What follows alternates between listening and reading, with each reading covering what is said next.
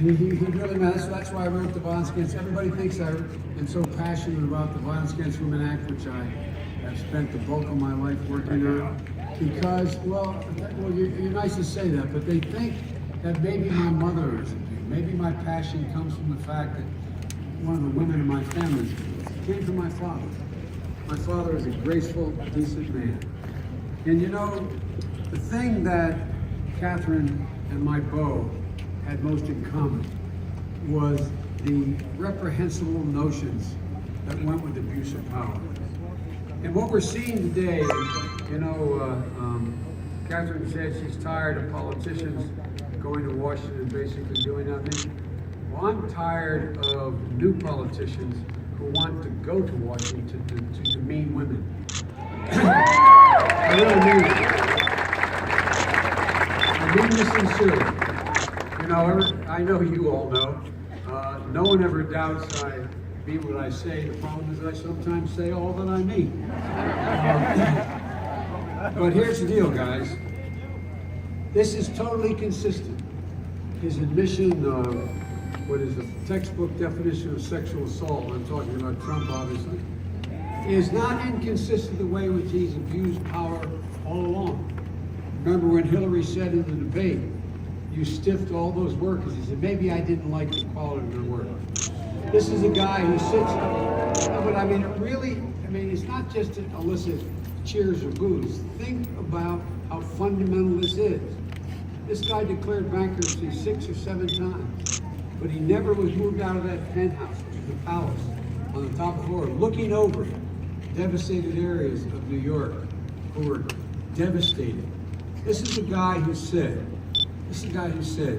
he rooted for the collapse of the housing market because that was good business. He could make money. And then think about this one thing, I'm not joking. Can you imagine any other president in all of American history who would say things like that? I really mean it. Republican or Democrat, can you imagine anyone saying that? So folks, there's a whole lot at stake here. And what we need is, it's not just Trump. There's a number of people who share Trump's views. And they work in the United States Congress. They're there, they're in the Senate, many of them. And they support this notion of abuse of power. The more powerful you are, the more leeway you're supposed to have.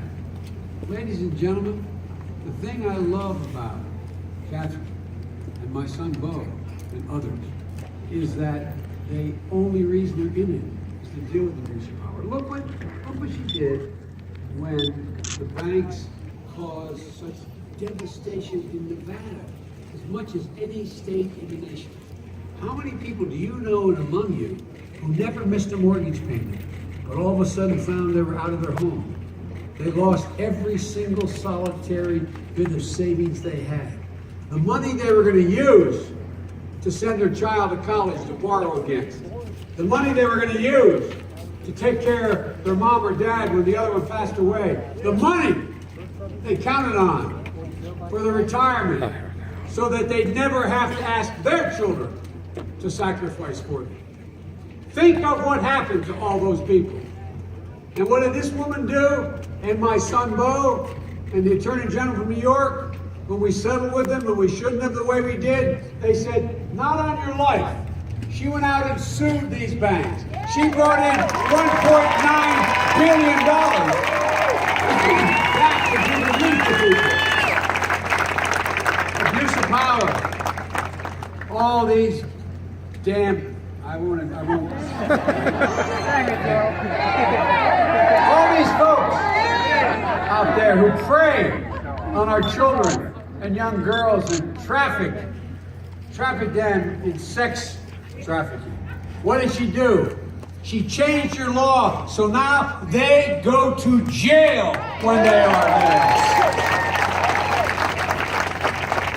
Think of what she's done with everything about her that's totally different than these other guys.